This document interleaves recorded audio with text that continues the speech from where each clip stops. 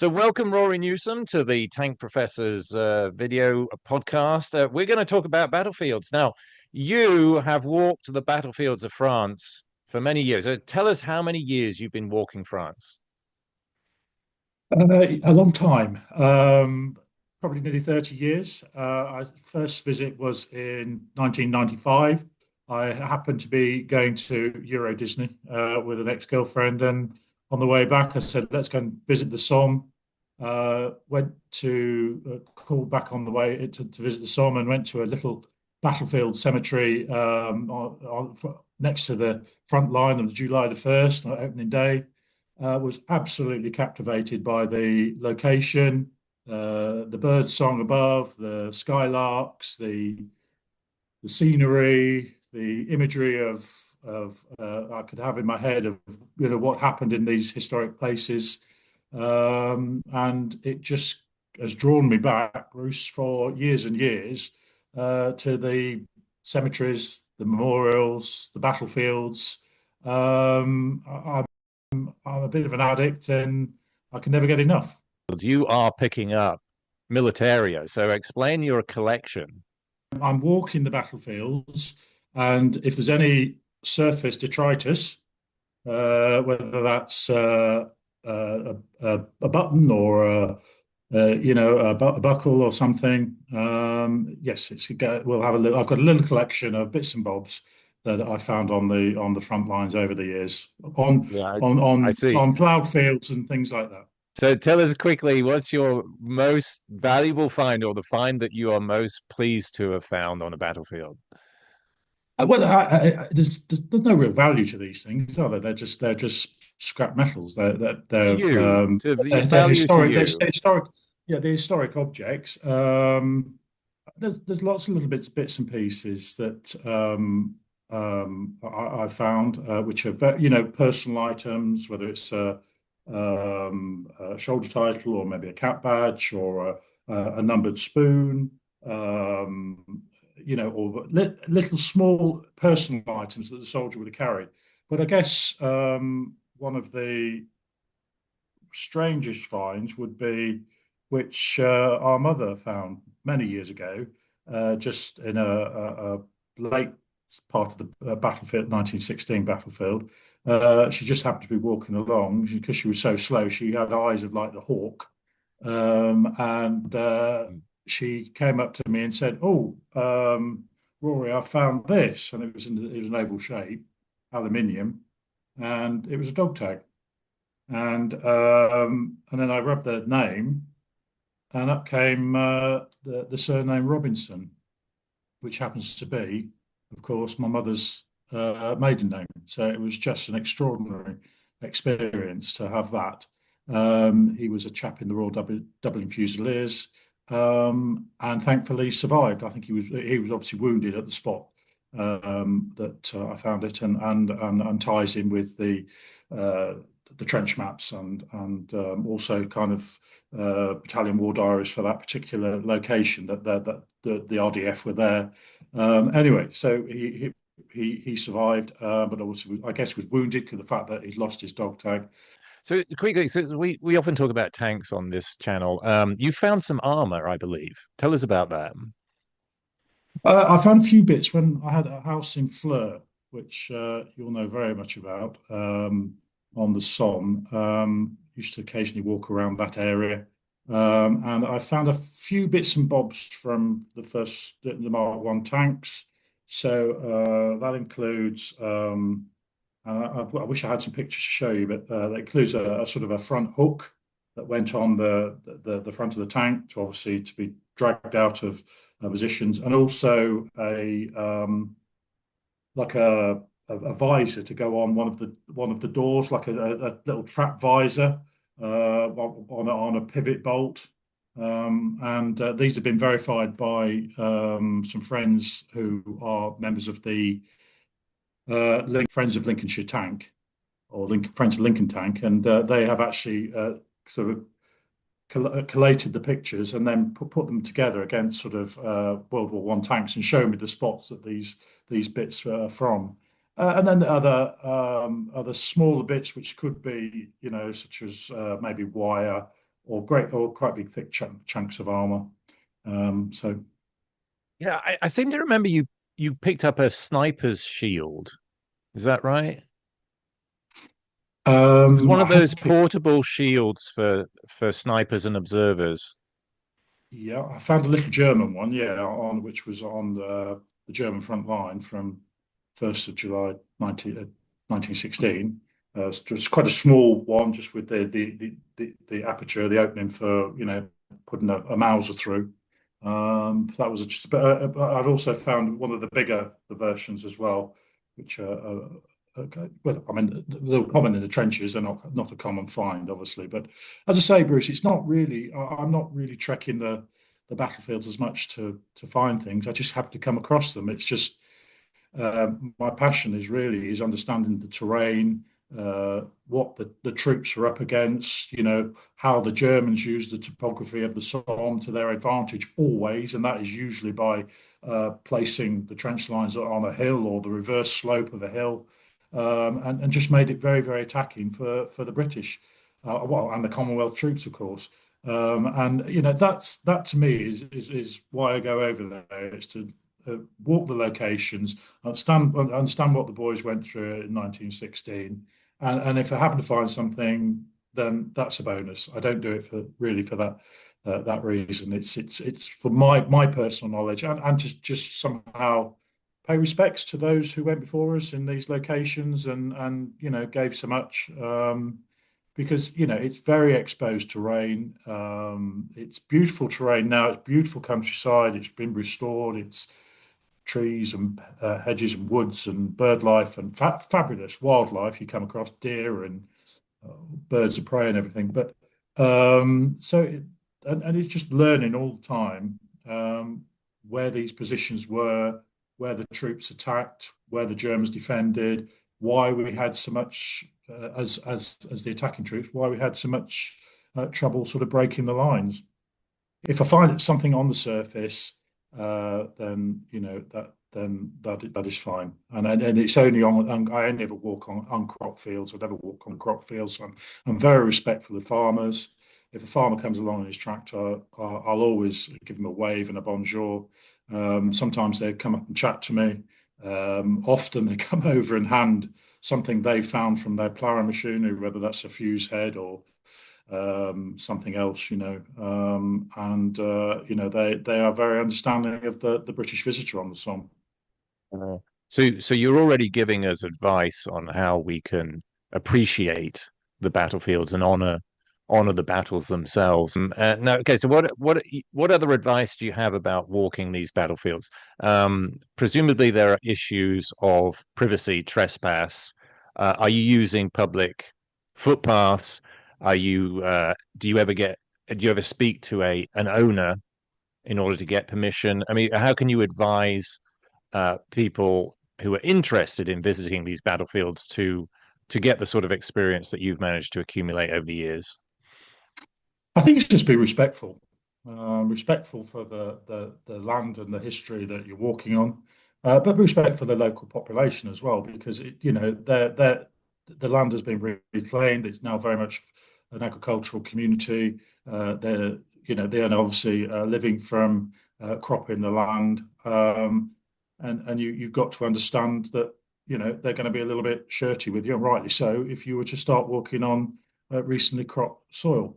And then if a farmer comes up to you and says, "I don't want you on the land," then politely say mercy and walk away.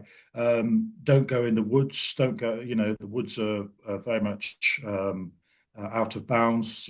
Likes of Highwood and Delville Wood and Trones Wood, because they're very protective of the chasse, the shooting season. So don't just go merrily walking into the woods. But if it's a ploughed piece of land, generally speaking, that the French are quite understanding of people walking and understanding the terrain. So talking of seasons, when in the calendar year do you advise people to go walk? Spring and autumn, when there's not crops on the soil. But equally, it's the most beautiful.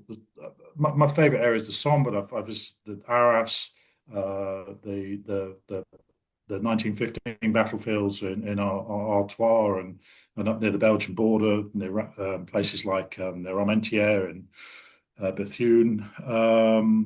But any time of year is a great time of year, in my experience, to visit these battlefields because they're different every time. I mean, I must have been over probably 150 times now, and I see something new every single time. And whether relates to the weather or the landscape or a development or something, a new memorial, an addition to a Commonwealth War Graves cemetery. It's new and it's part of the learning experience. Yeah. So you mentioned the Somme several times. The Somme, I think of the Somme as useful um, to an amateur historian because there's a lot of battlefields in a fairly small area, right? Given the scale of the World War, the Somme battlefields are very accessible from each other, and that's to the advantage of the historian. Where would you recommend a walker starts? I think for your first battlefield experience would be to visit the areas associated with the opening day, the 1st of July. Look at the attacks. I mean, you don't have to walk the fields. There are tracks, there are lanes, there are very quiet roads. It's a very rural area. Obviously, some of the main roads, like the old Roman road from Albert to Bapaume, is very busy. And in the summer season, the roads are quite heavy with buses, tourist buses, and visitors and pilgrims and the rest. So yeah, just you could get a good guidebook. There are plenty of good guidebooks out there. Read it before you go over. Paul Reed's Walking the Somme is excellent for sort of individual sections of the line. He's a very knowledgeable historian and knows the area intimately. So his book is excellent. And then just armed with your book or your trench map or knowledge or another person that's familiar with the Somme, just go and walk the tracks, the lanes, look at the terrain. Try and understand the geography, where the Germans were, and get a real feel for it. The battle that went on in the surrounding fields. It's all around you, and you cannot be emotionally, you cannot be uh, drawn away from the sacrifice of it all, with the sheer number of cemeteries and memorials and the tremendous loss of life that went on with both sides. It was a tremendously draining battle for both armies, and Yeah. and in such a very small area. All right, so let's get some more specific here. So we're talking about the Somme. Let's talk about the Flers battlefield. There's got two reasons to focus on Flers, right? Flers, Courcelette. So Flers, Courcelette. A lot of people don't realize that that was it was the first introduction of tanks, first operational use of tanks in combat. The Flers Courcelette battle is late in the Somme campaign, but it's an extension of the Somme campaign. So it's part of the Somme campaign, and it's on land that has been fought over and over again already in the Somme campaign. Now, so one reason for us to talk about Flers Courcelette is it's the first tank battle, and that's where my interest in the First World War really begins. The second reason is you owned a home in Flers and you called it Dinnican House. Is it Dinnican I House? did Is that indeed. right? Mm, Yeah. yeah. And that's because Dinnican was one of the most famous tanks in that first battle. It walked up the high street, as was reported in the British press at the time. Mm. So what was it like to own a home on that battlefield? Well, it's a strange one, Bruce, because I can't explain why I was drawn to the village of Flers. I was before I bought the house there in 2006. It was an area I used to visit a lot. Almost a magnetic draw to the, Flers, Highwood, Goerdecourt, but de Wallencourt, that kind of area, Les Sars. And just by chance that when I was thinking of buying a house to fulfill a passion, buy a house on the Somme, that I happened to be with our mother on a street market of all things in Flers, and we were just walking along, and I bought like a backpack thing for a few euros. Next thing, mother's raving at us to come and buy some First World War pictures, which I didn't particularly want, but I thought, well, it's a good idea. So I then spent 100 euros. And the next thing she's saying, oh, that house is for sale behind that stall holder. Should we go and have a look? And I thought, well, that looks quite a nice house because it overlooked the famous 41st Division Memorial at the centre of Flers village. And within 5 minutes, having a walk with the owner, who happened to be the stall holder as well, I put an offer in. So it was a very spontaneous buy, egged on by my mum. But and from there, it gave me a base to build a small business, a self-catering business, and then explore the surrounding area even more intimately, being able to just go over when I want and just walk the tracks and the terrain and visit the cemeteries and pay my respects. So, owned it for till 2019, and had many visitors from around the world come to visit that house during the time of ownership. So it was it kind of was a passion, but it helped serve other battlefield visitors to get to come and know the area. Yeah.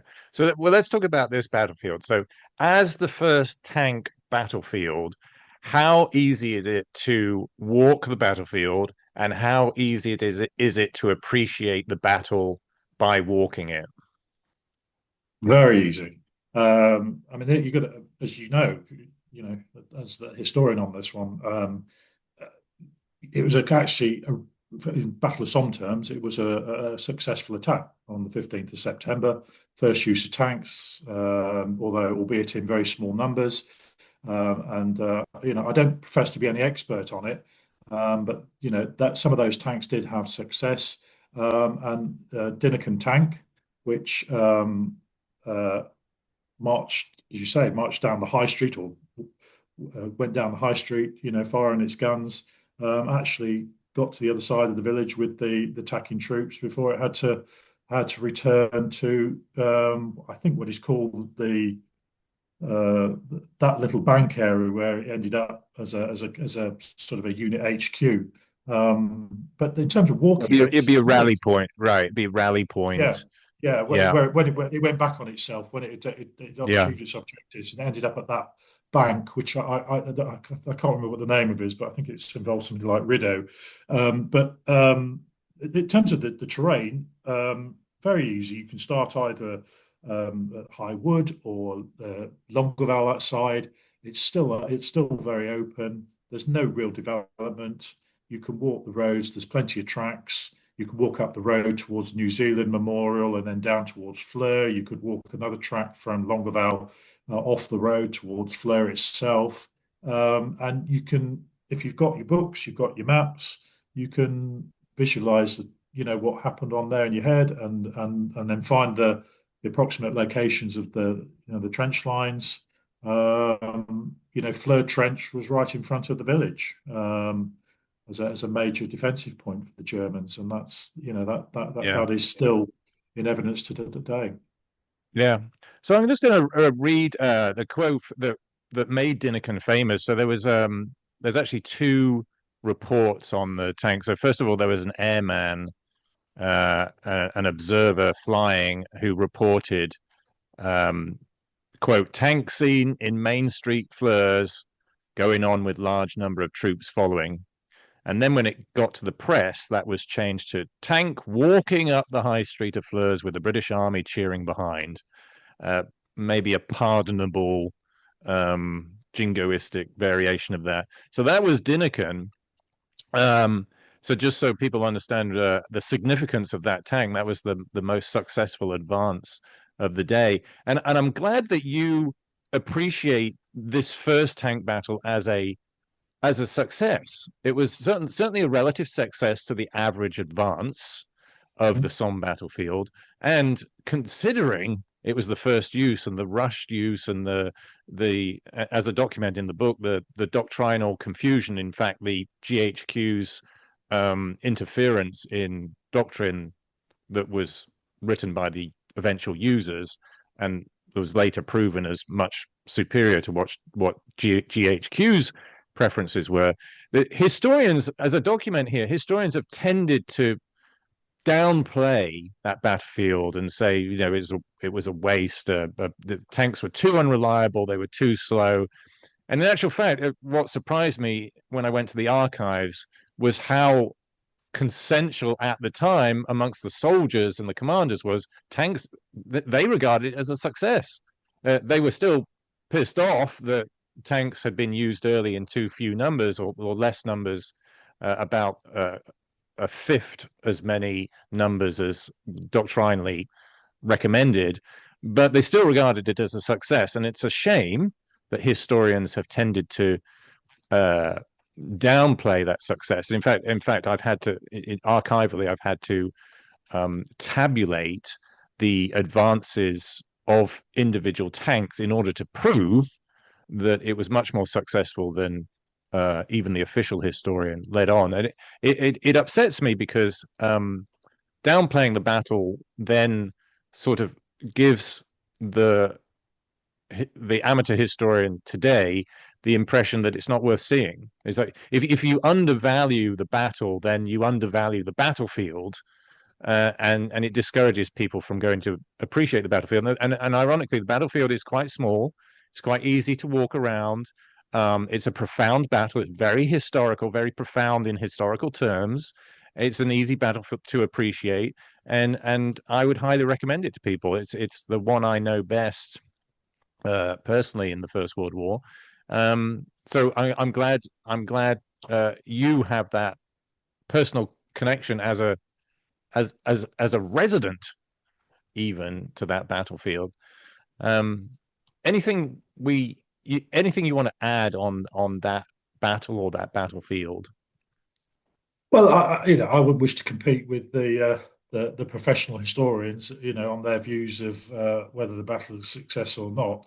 But in terms of ground gained, unquestionably, that attack on the 15th of September achieved objectives, albeit with, still the horrendous casualties that, we are familiar with from the attacks of the Somme. But it was a set piece battle, I understand. It wasn't a sort of a piecemeal attack involving a company or a battalion or anything like that. It was a fairly wide attack, and they achieved the objectives. They captured Flers village, for goodness sake. I mean, you go there today. There's hills and there's hollows and great positions you could take up with your Maxim machine gun to wipe out an attacking force. So I think it achieved the objectives.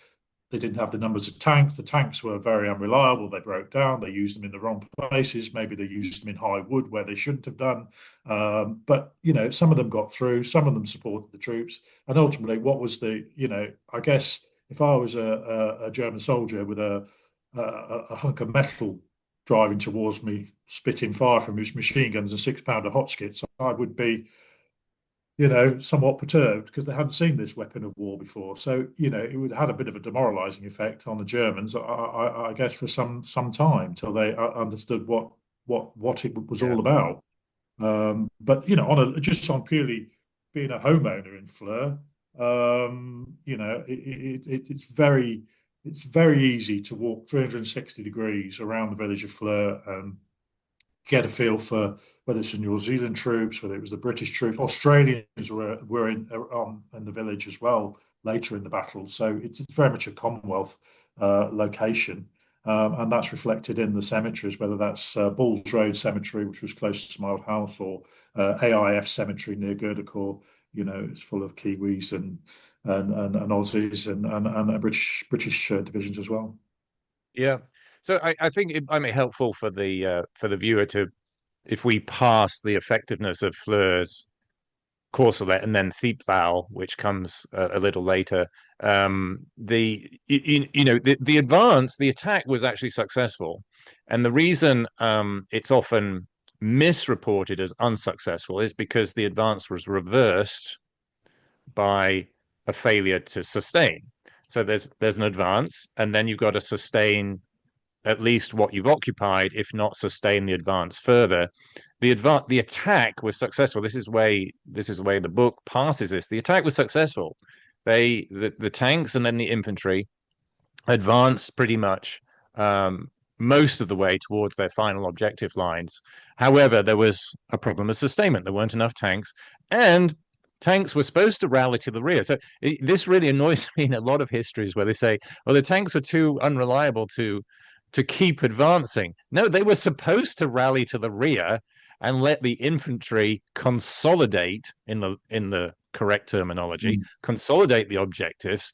That didn't happen. That's on all the arms. All of the arms were under sustained, and that includes the artillery, because you want artillery to move forward so that they are within range of the enemy counterattackers. And then the enemy counterattacks, and this was the norm until late 1917, that the Germans, even if there was a successful advance, the Germans would push back that advance, recapture their objectives by counterattack.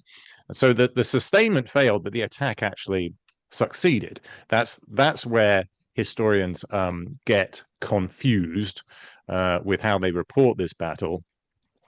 So I hope that's helpful. If you would indulge me, let's go through the other great tank battles of the First World War, and maybe you can comment on how easy the battlefields are to visit, and how accessible, how easy are they to appreciate on foot, and any memories that may come to mind as particularly memorable about these. Right. So Ancre comes next in November 1916. So we'll call that the second or third battle, because there was actually a second battle, a follow-up battle at Flers, Courcelette, Thiepvall. But let's consider this is the second tank operation, Ancre, November 1916. What does that battlefield look like?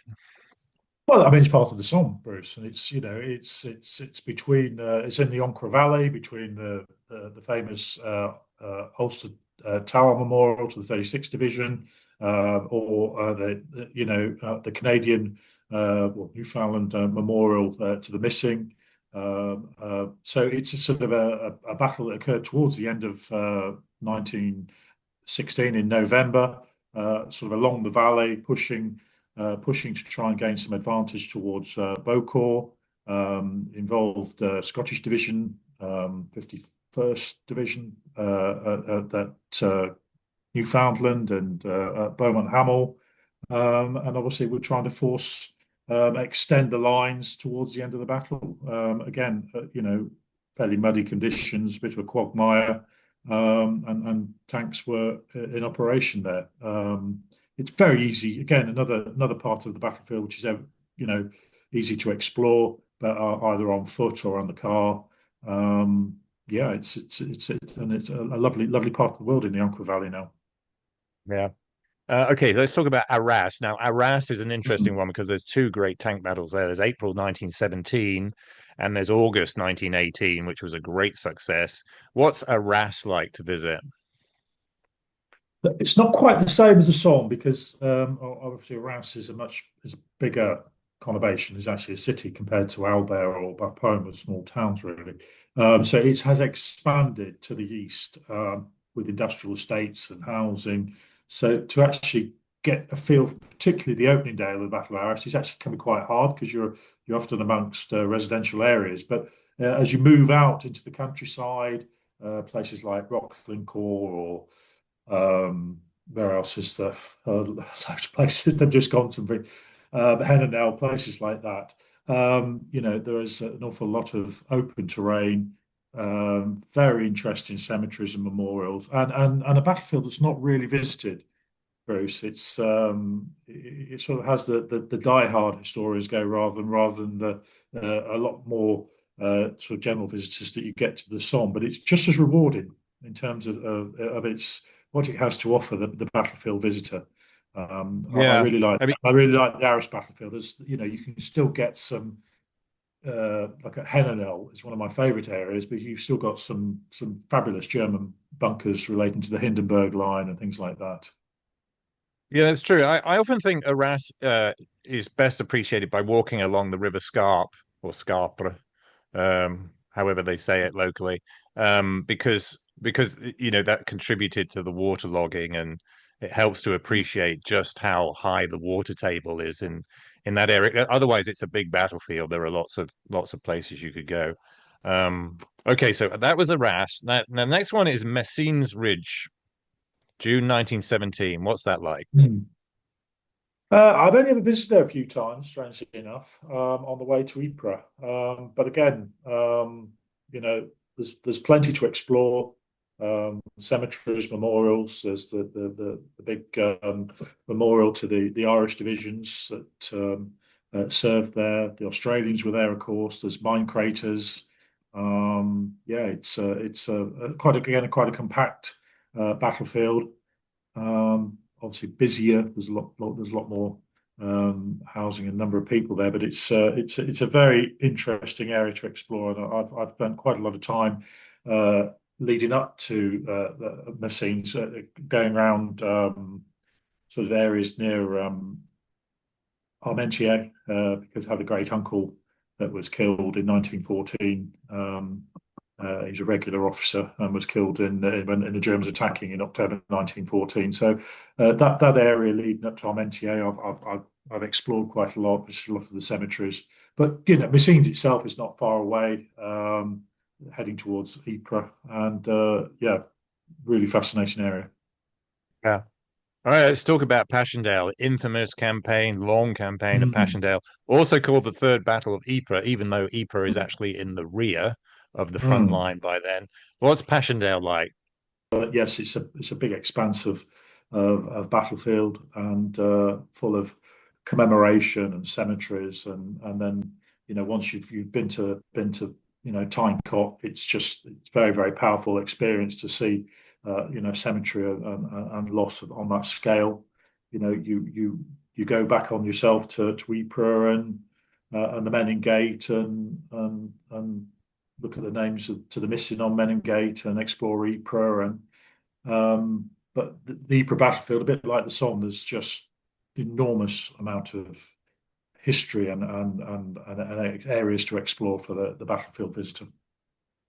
I find Passchendaele the difficult one because it is so huge in scale. I mean, the outcomes that I document in the book are British and Commonwealth casualties alone went to more than 275,000 by the time Passchendaele was captured on the 4th of November. That was 3 months late, by the way. Um, the deepest advance was 5 miles, which would have been good if it had been achieved on the first day, but after so many months, it does. I mean, it's a huge battle, which is difficult to appreciate given the small movements in the front line. Can you think of anywhere in that battlefield that really gives you a sense of the battle, like a hilltop or somewhere that was particularly waterlogged, that is waterlogged today, that can help you appreciate the difficulties of the terrain at the time?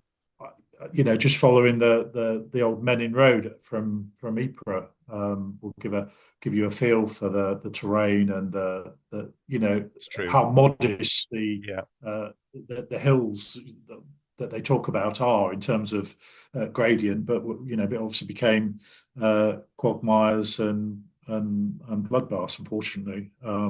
Yeah. But there's some really good guidebooks in relating to Ypres. So armed with those, it's a bit like the Somme. You can really get to understand the terrain and the actions that took place. I say my Yeah. main I'm a bit of a bit having owned a house in France, I own in the Somme. I'm a bit Somme centric these days, Yeah. but Yeah. and I like to go up to Ypres really to for the 8 p.m. service, the last post service at Yeah. Menin Gate, which is just very powerful. Yeah.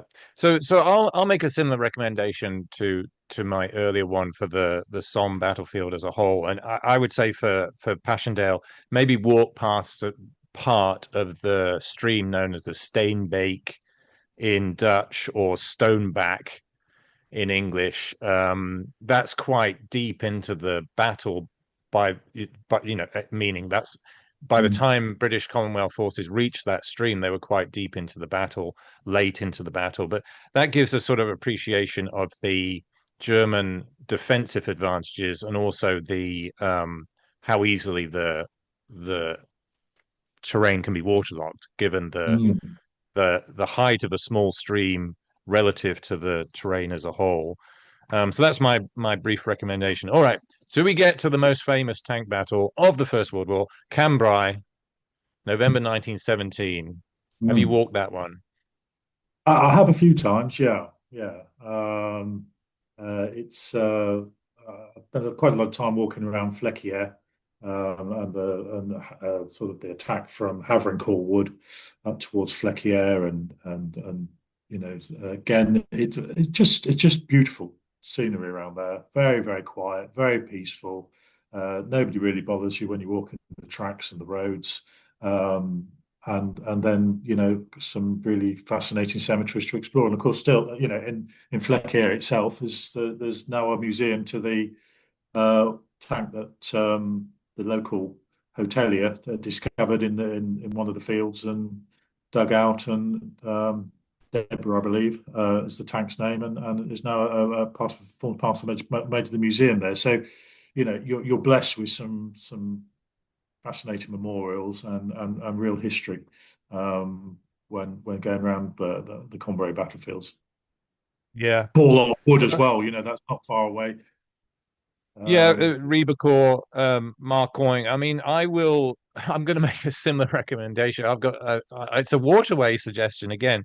I'm going to recommend walking the Lescaut Canal because the canal was an objective line, and it was important to the battle because the attack plan wanted to cut off the the objectives from reinforcements crossing over the canal. So they're obviously going to be bottlenecks for German reinforcements and counterattackers crossing the canal.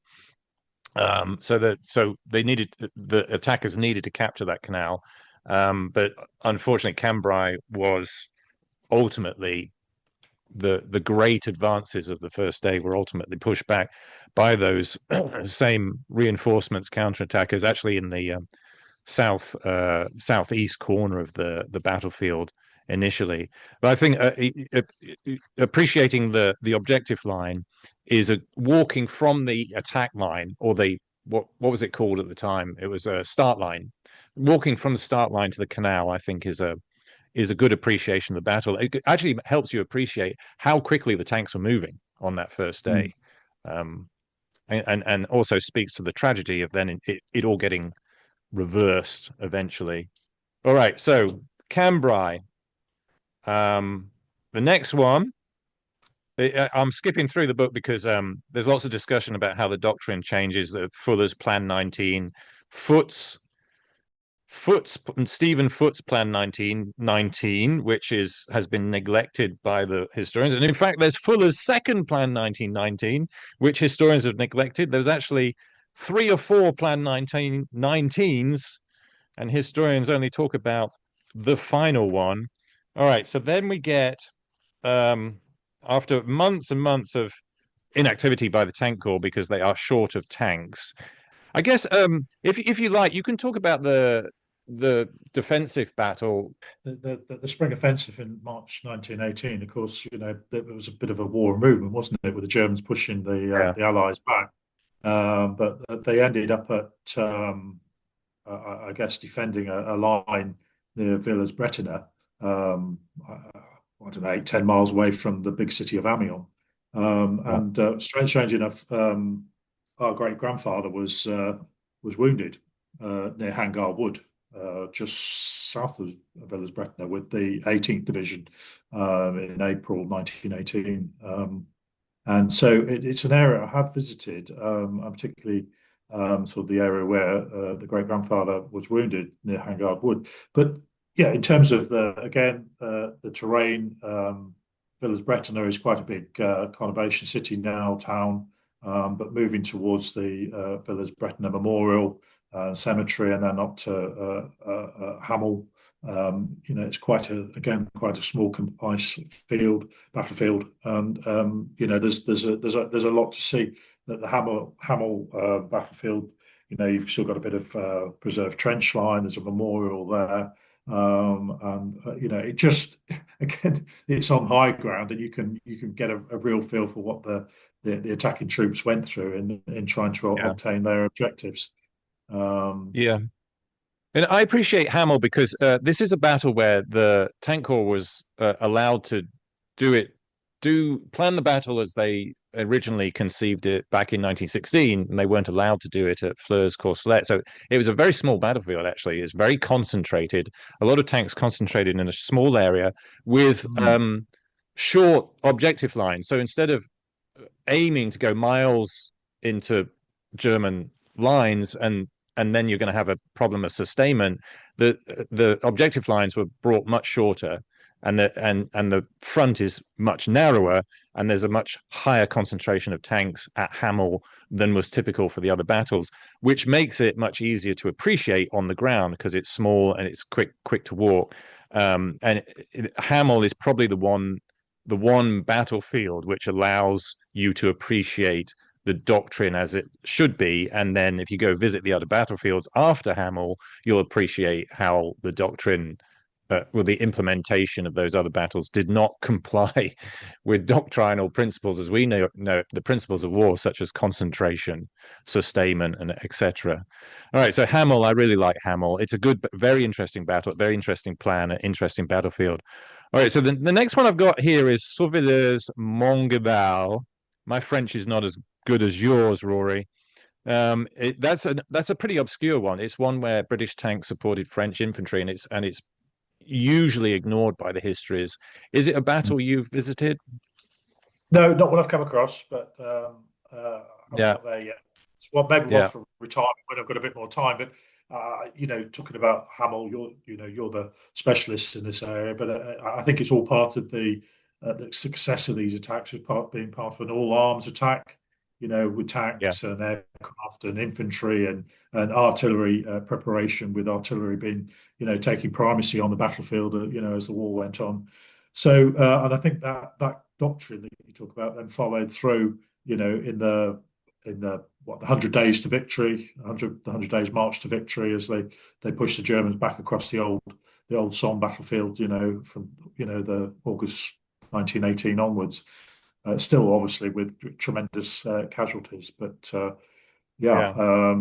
if you're a tank lover, then you can still go and see these wonderful places and I understand what occurred in the field. I mean, one thing I didn't mention on Hamel, having praised it, I forgot to praise the artillery because one of the doctrinal principles that the Tank Corps really valued came together. One of those principles was that there would be no preliminary bombardment, at least not of GHQ style, which was hours to days. There was no preliminary bombardment apart from a 7-minute bombardment, which was just supposed to confuse the enemy. And then you get a creeping barrage, which often people Mm. don't appreciate how important a creeping barrage is. It's still used, it's still in doctrine, used throughout the Second World War.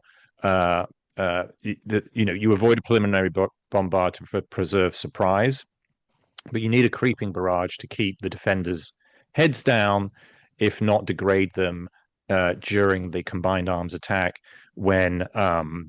uh, when otherwise the pedestrian and mounted attackers are most exposed to the defenders. All right, so love Hamel, great battle. All right, next one is Amiens, August 1918. Yeah, not long after after Hamel, of course. And this was the what is it the 8th of August and the Black Day of the German Army. The big all arms attack there on the Amiens front, Villers-Bretonneux and the like. I say again, it's not an area I've spent an awful lot of time walking the terrain, but it's a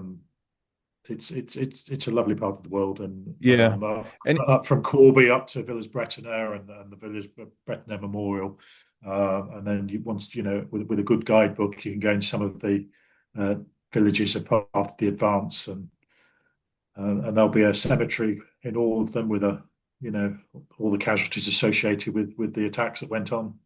yeah. And I love Amiens. I mean, Amiens, as I document in the book, it's basically an expanded version of Hamel just a month earlier. So all those principles we just discussed about preliminary bombardment, concentration, realistic objective lines, they were all repeated at Amiens, but Amiens in a much bigger scale. And I report it as the most successful use of tanks in the Great War. There's a sting in the tail to its success. Its very success makes it difficult to appreciate because of the scale of it. It's a wide front, and the advance is deep. I should say there's another reason to appreciate this battle. It has all the Commonwealth forces involved: Australians, Canadians, New Zealanders, British. So you get to honor the full spectrum of nationalities involved in that battle. It's just a difficult one to appreciate without getting into an aircraft. I don't think you can really appreciate the scale and success of the battle at Amiens, which is a bit of a shame because it exemplifies how the British Commonwealth forces eventually got it all together in 1918. Mhm. They got their doctrine together, they got their resources together, and they achieved what they hoped to achieve 2 years earlier. All right, so that's Amiens. We are then moving on to those hurried battles later in 1918 when the Germans are retreating to new defensive lines and the Western allies are desperately trying to catch up. And there's that. A good example of that is the Tank Corps desperately trying to overhaul its tanks, get them ready for the next urgent offensive to try to keep the pressure on the Germans with the hope that Germans will crack. So the next one is, you've mentioned these names before, Bapaume and Albert in August 1918. I guess the Commonwealth forces deserve a lot of praise because it was often the Australians and the Canadians were leading these attacks because British divisions were often so exhausted and lacking manpower with quite young soldiers at the time. So credit to the Aussies and the Canadians for pushing on, but that led to the going back across the old 1916 battlefields and Yeah, revisiting front lines they'd struggled over at that time. They got to Albert, they captured Albert, then they moved out on to Bapaume, and then from on hopefully into the more open country beyond Bapaume towards Saint-Quentin and Cambrai and the like. Yeah, it's uh, it, it's just so much to see when you go over there. That's why I never yeah, tire of revisiting. And one of the areas that we haven't touched on is of course is Bullecourt. And the famous tank actions there in 1917, and that's another terrific little battlefield to go and visit with a fascinating sort of museum with all the bits and pieces that has been found in the air, including tank sponsons and what have you, tank tracks and the things and the like. So, true. Yeah, they would have pushed through there again in 1918 as they went on the march to victory. yeah. Yeah, so you've implied this. I'm just going to clarify. This brings us back to Flers. And it's essentially the same start line as Mm, September 1916. Fleur, mm, Courcelette, they all get consolidated almost 2 years later. And in fact, I've got a picture in the book. There's a picture was taken after the front line moved forward in August 1918, there's one of the Mark I tanks from September 1916 that was lost. It what Mm. lost in terrain that was quickly recaptured by the Germans. So it stayed there for almost 2 years, and then it becomes it that now it's on territory that is captured in August 1918. It helps you appreciate, my God, 2 years to achieve what was attempted in the first tank battle. Um, the advantage to the historian is you can walk the same terrain to appreciate September Mm. 1916 as August 1918. There's a tragedy in that it took that long, but it is convenient. All right, next one, Arras, August 1918, Arras. What, the good old capturing of the Hindenburg line and the Yeah. like, yeah. What's that like Well, to I mean, visit? well, it's kind of repeating on, the attacks of 1917. It's going across the same battlefields, Monchy-le-Preux and Vis-en-Artois area and the like. It's recapturing areas that the British had been very familiar with in 1917, and just pushing the Germans back towards, well, the French border and the Belgian border and the like. Which was their aim. So they're very much going over very familiar battlefields. Yeah. All right, next one is Epehy. Um, it's a kind of a misnamed battle. Again, one that is not properly documented in most histories. It is sort of the objectives at the time are quite familiar from the objectives of previous battles. So Flesquières, Catelet-Noroy, Bellecour's there. Bellecour fought over, God, how many times Bellecour? Dozens of times. Bonny, Bourrevoir, uh, Serein. Um, any of those places familiar to you? I've driven through a lot of them, yeah, and visited the cemeteries there.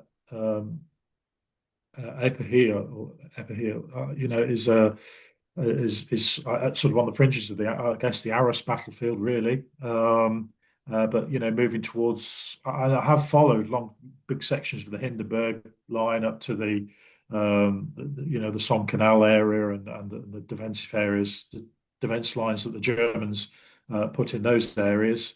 Uh, Very, very irregularly visited by the battlefield tourist.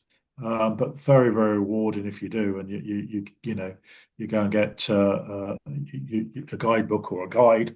There's a hell of a lot to see, and of course we've got the Americans there as well. Yeah. Sort of towards the end of the battle, Boney and Bellicose and all the rest of it. So you've got their memorials and cemeteries to consider. Yeah. So next battles, they're the two canal battles, Canal du Nord, and then part of it, but I actually separate these battles, even though they're simultaneous. Because they're so large and complex. I actually separate them in separate chapters. So the Canal du Nord and Saint-Quentin Canal, which has which is most that battle is most famous for where the tanks went over the canal. There was a tunnel. Canal goes through a tunnel through some elevated ground at Bellecour, and the tanks went over that hill, over the canal. But it was the most fortified part, so that it's not as easy as that might sound. Very interesting battle, technically, doctrinally, and ultimately successful. Have you visited those two canals? I have, yeah, yeah. I've been to had a drive around them and looked at all the various sites that are around there. Fascinating. I really like going to that area. I find that's a good time to go, sort of in the summer months, particularly as the canal areas are very picturesque and scenic and Yeah, the like. You get the best of yeah, both worlds. yeah. Well, and it's authentic to the timing of the battle. So it's September Mm. 1918. It's autumn, sort of autumn. You've got the vegetation of the time. However, having said that, as a caveat to that is that, a lot of the vegetation was stripped, even on these fresher battlefields. These are fresher battlefields. They hadn't really been fought over before, but a lot of vegetation is stripped by high explosive blast. So often we say about battlefields, it's best to appreciate them in the winter where the foliage is down, it's fallen, and then you've got better line of sight over the battlefield, even if that timing of the year is not authentic to the battle itself. I think is that those canals are a bit difficult to appreciate because you have to drive around and there are access problems, and then you got the foliage. The canals are interesting because they're cut very deep, or they go through tunnels, or they're embanked, and there's only a few bridges. It's difficult to appreciate the battlefield as a whole. Have you got any tips about where viewers should start, vantage points, anything like that? Bridget Rickervale's fascinating. That's true. Uh, Yeah, yeah, which is it the 46th Division captured it, yeah, and that very famous picture with commanding officer talking to the captured troops. Yeah, yeah. Captain, they're wearing their life jackets and That's right. crossing the canal, and you can actually get to the spot where he was addressing the troops and look down on the banks and where they're all. And I've been there 2 or 3 times. I never stopped being moved by the enormity of what occurred on that location. And then Yeah. from there you can explore the American battlefields and which are nearby, and the other attacks of around Hindenburg Line and the canals. Yeah. Yeah, very well said. Yeah, I Rietval Bridge. It's an amazing engineering achievement in the first place, and then the photographs taken there are so iconic. And by the There's way, also a memorial.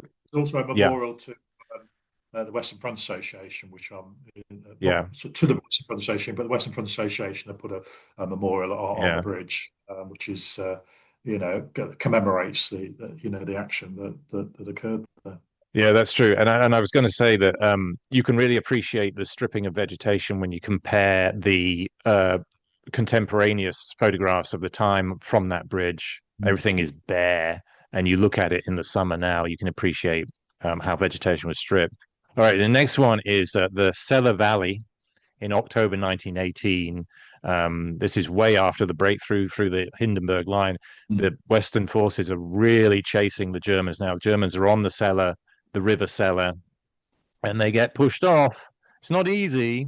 There's all sorts of technical challenges in crossing these rivers. You visited the River Selle, the Selle Valley? No, I haven't got that far yet. No, no.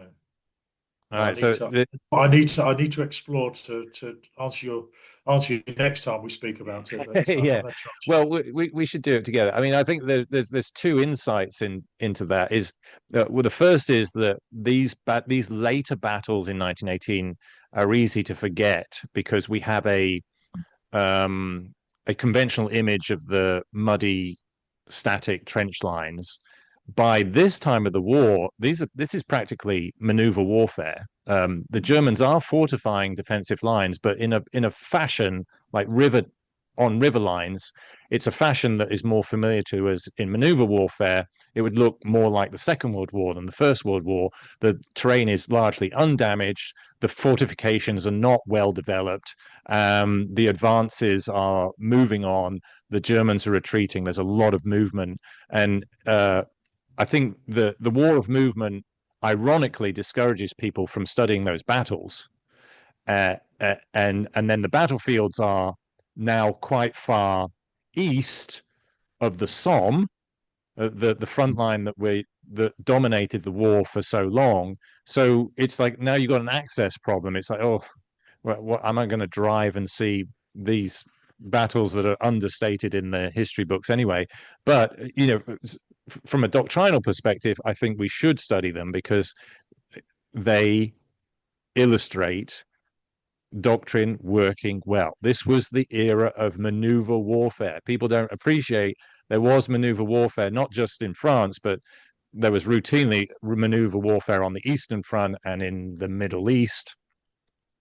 And we should we should study it. We should not just stereotype the First World War as just a muddy pedestrian battle. So, all right. So River Selle Valley. All right. The next one is Mormal Forest, which I have not visited. It's a fascinating battle.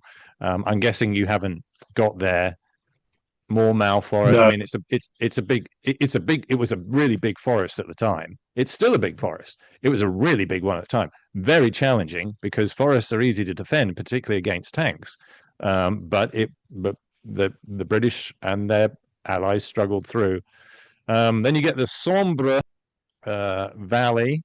That is a huge front. I Because it's almost these offensives in order to try to keep pressure on the Germans. Everybody's attacking all the way up to the Belgians on the far left at the flank. I just wanted to check how many actually the British are short of tanks by then because they're going at such a rate that they're not repairing overhauling the tanks quick enough. All right, Rory, any final tips on studying the First World War? just go out there and see it. You can be an armchair historian and read your books as much as you like until you actually and sort of take views of different historians of whichever, whether Haig was a good general or not a good general.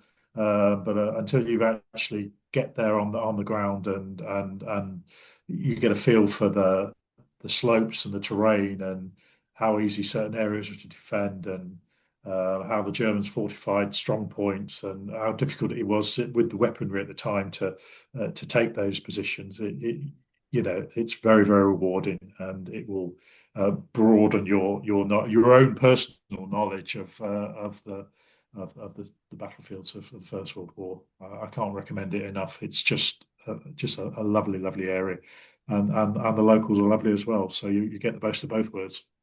Yeah, well said. Well, thank you, Rory. I really enjoyed this conversation. Thank you for honoring our military veterans of this war, honoring their memory and honoring their achievements and keeping history alive. Thank you. Nice to chat to you. All the best.